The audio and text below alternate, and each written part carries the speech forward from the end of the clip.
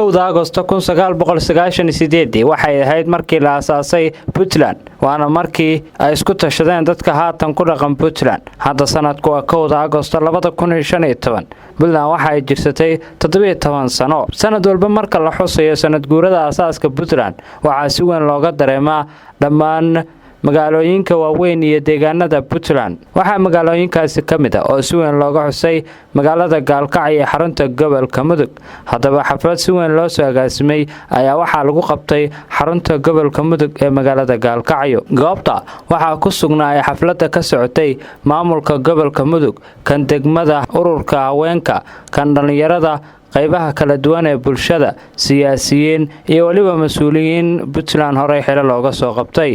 ugu horeyn goobta waxa ka hadlay gudoomiyaha degmada Gaalkacyo Cabdicasiis Jaamac Nugaal oo waxa weeyaan maanta aan filayo inuu mataqaana halka taariikhda iyo Puntland waxay soo maray aad uga shaqeyn doon dhamaantii waa salaamantii marka la dhaho assalaamu calaykum waraxmatullaahi wabarakaatuh marka koowaad waxaan rabaa shacabka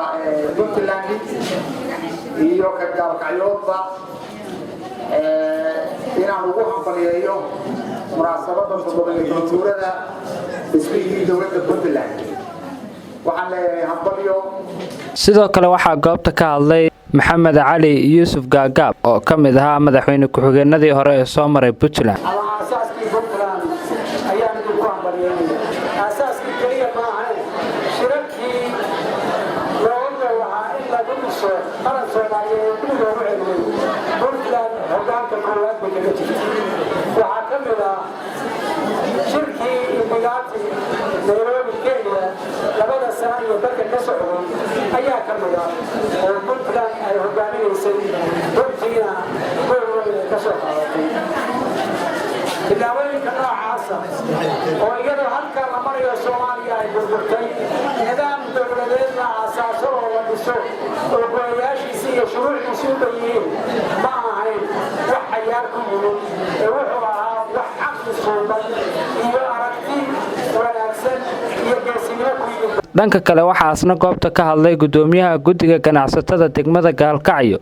Cumar Cabdille Cumar Dheere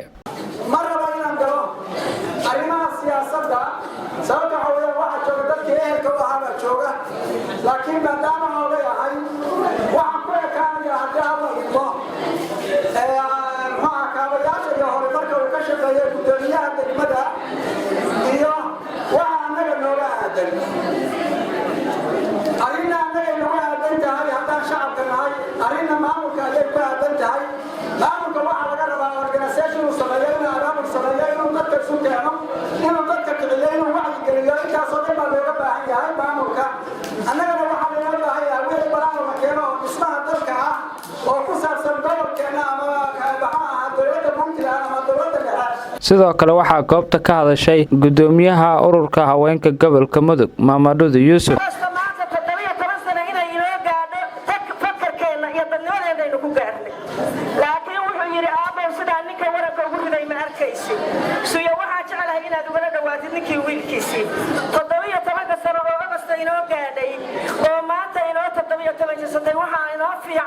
inaynu ka sii badbadino sida aynu hadda nahay inaynu ka badino inaynu israacno inaynu wada tashano inaynu israbno inaynu istoonano inaynu wada qabsano inoo ka fiican waxaasna halkaasi hadallo kooban ka soo jeediyay Abwaan Gulwade sheegaya saddex arrimood oo iska ilaaliya ilmihiina meel xun baa waqtigu marayaa tahriibta ka ilaashada labo waxaad ka ilaashataan deegaanka meel walba deriska saay nabadgelyada qofka soo gala xaafadda isu sheega oo gabdhaha iyo odayaasha oo guriga reer hebel qof baa ka soo baxaya inaan aqoonin intaasaad nabadgelyada ku adkayn kartaan Puntland habuubin barwaaqa dhex joogta bugbugta iska daa haweenkan banaadir baradii kismaayo baydhaba sidoodii wixii ka dhacay alla kuma ekaysiiyo bugbug waa qori yaroo la rido laakiin ilaahay waxaa sidoo kale goobta tixaad u muhiima ka jeediyey mid ka mid ah dhalinta da'da yar ee ku dhaqan magaalada Gaalkacyo Shacayb Dhoombe Farax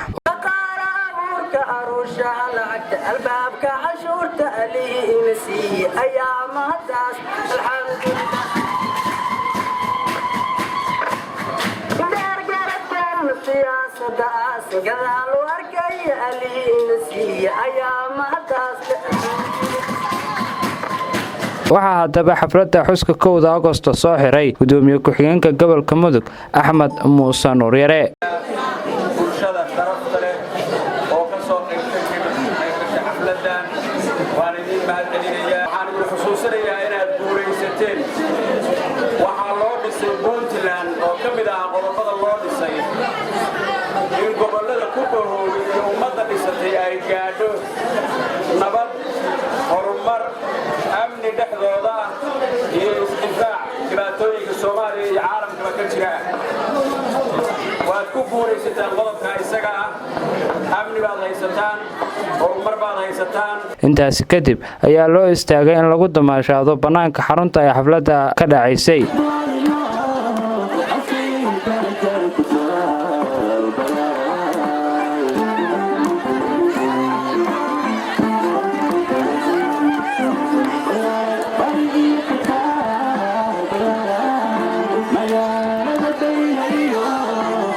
xuskan ayaa ku soo beegmaya xilli Puntland ay sameynayso horumar ballaaran sida Cali Cabdi sida Cali Taatko raadiyaha iyo TV-ga shacab magaalada Gaalkacyo.